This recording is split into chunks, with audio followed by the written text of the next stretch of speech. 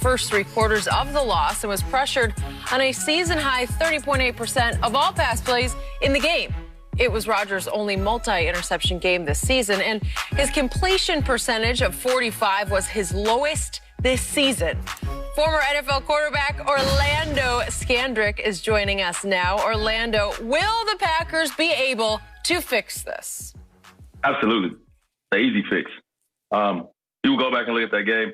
The Packers were up 10-0 with the ball, getting ready to complete a good stroll in the park. Aaron makes a mistake.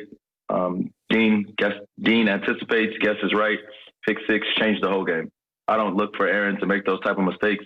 And the X factor is going to be the weather. You can tell me what you want about Tom Brady playing in New England for 19 years, but when you've been living in 89 degrees and you got to go play in 18 degrees, it's a totally different story. I agree. I think what happened was it wasn't the fact that they blitzed him. It was how they blitzed him. They brought a lot of double linebacker. They lined up Levante David on the outside and pressured him. A lot of times they were bringing linebackers and corners, and they were dropping Shaq, and they was dropping JPP, dropping Suh out in the passing lanes, knowing the ball's going to have to come out quick. I think these are adjustments, as you mentioned, these are adjustments that the Packers can make rather easily. But the thing is, the question that I want to have is that, will the Packers run the football? And I'm not necessarily saying they have to run the footballs like they did against the Rams, because I don't see that happening. But you cannot let a defense play the run on the way to your quarterback, because if they do that, that's what happens. The game gets out of hand in a hurry. And we saw what happened last week. New Orleans had dominated Tampa in the previous two matchups. But what they do, they turn the football over. That's what happened in the first matchup. Green Bay, even though they was getting pressured, it wasn't until they turned the football over, back-to-back possessions, it snowballed, got out of hands. And at that point in time, there are very few quarterbacks, very, very few, that when they have multiple turnovers early in the ball game, they're over to overcome that, because that's, you're like, man, I gotta be careful. I gotta be careful. Yeah, I only think there's one quarterback right now that I'm comfortable with early turnovers in the game. Homeboy. You know who that is. No, homeboy. Everybody knows about him, Skip. If you really want to dive deeper into this, and Skip, I know you fuming. You can bet another case of dues, and then I'll use it. I'll use it for Shannon's dead again. But if you really think about it, Tampa's defense is really, really shaky. Aaron Jones is the X factor. He's great at running the ball. He's great at catching the ball at the backfield. And, Adam Lazard has come on. Valdez Scantling is, their deep threat. He's catching the ball. And Devontae Adams is completely healthy. And he's rolling. He's on a different level. And I think at this stage in Aaron's career, he's ready to do whatever it takes to win. And, Green Bay's defense, they're equipped with pass rushers. They have long corners. They got Jair Alexander, who's a great corner. They got some ball hawk and safeties. And, that I just don't think that Tampa Bay is committed to running. I think they faced a hobbled Drew Brees indoors. A lot of things went their way. The Jared Cook turnover in the third quarter obviously helped them swing the momentum back their way, and then Drew consistently threw it to the other team. But I don't look to see 12 on the green team do that. It's going to be a very exciting matchup, but I think this is the end of the road for Thomas, terrific Tom, Green Bay in 4 quarters. So what do you got? Packers by 21? No, I got Packers by 10. South Florida and Green Bay is totally different. Will you give me 9 for another case?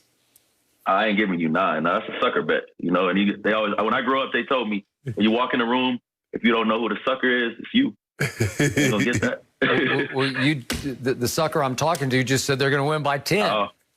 I didn't say 10. I said they win easy. I mean, I say maybe 10, but I ain't gonna give you 10. I'll give you 7. Oh, yeah, lucky number 7. What I gave him? What I gave him? I gave him 7 for 5. So let's go back to that fateful day, October 18th, in 88-degree weather down in Tampa Bay. And you're trying to tell me, young Mr. Scandrick, that it was actually sort of a blip, not a trend, that Aaron made a mistake on the out route to Devontae. There's a corner blitz. I got to get rid of it a little quicker than I want to. And Jamel Dean picks it and houses it. And then he comes right back the next time, and it's another third one. This is the third down, 3rd and 3.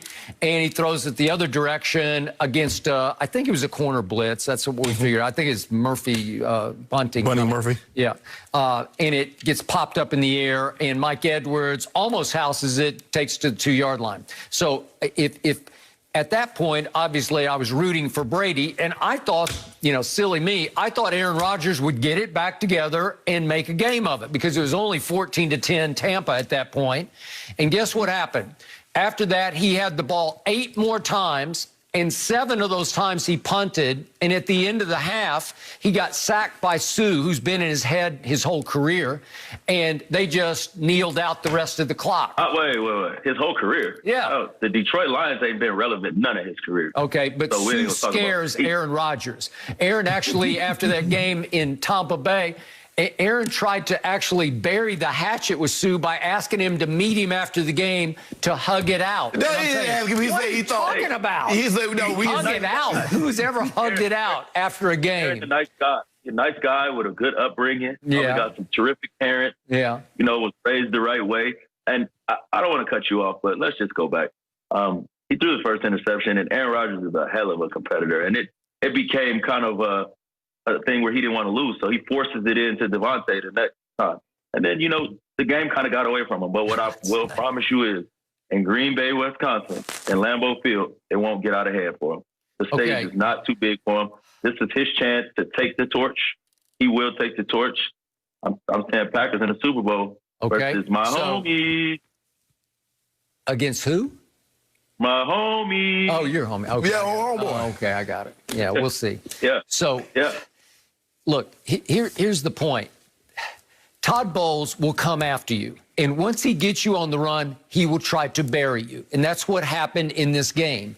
Because through the first 3 quarters, Tampa blitzed 50% of the snaps. So every other snap, they're coming with another blitz.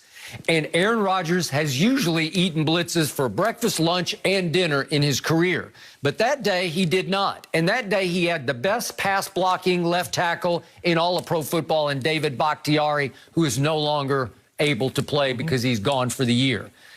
Man, you don't think Todd Bowles is going to come after Aaron again? And one thing, Aaron has some LeBron in him. I compare them. He's got some front runner in him. If you can hit him in the mouth once early, and they are highly capable, he starts to flinch. Like Tom Brady, He starts to see ghosts. Like Tom Brady. I'll take Tom Brady's toughness, mental and physical, over Aaron's any day of the week. The man dropped like hot rocks. Okay. When somebody get close to him, I mean, the guy breaks the line of scrimmage and he drops down. So stop playing. This is what we know. Though. I heard this. You don't want to get hit. In 15 games, Aaron Rodgers had 48 touchdowns and 3 interceptions. In the one game against Tampa, he threw two picks and 0 interceptions. Now, we saw and 0 touchdowns. 0 touchdowns and 2 interceptions. Yeah, excuse me.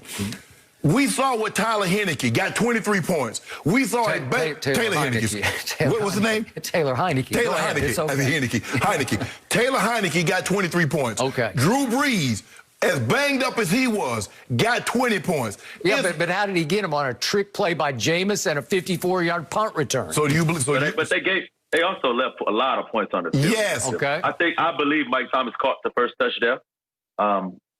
He just wasn't challenged. They got to the red zone several times.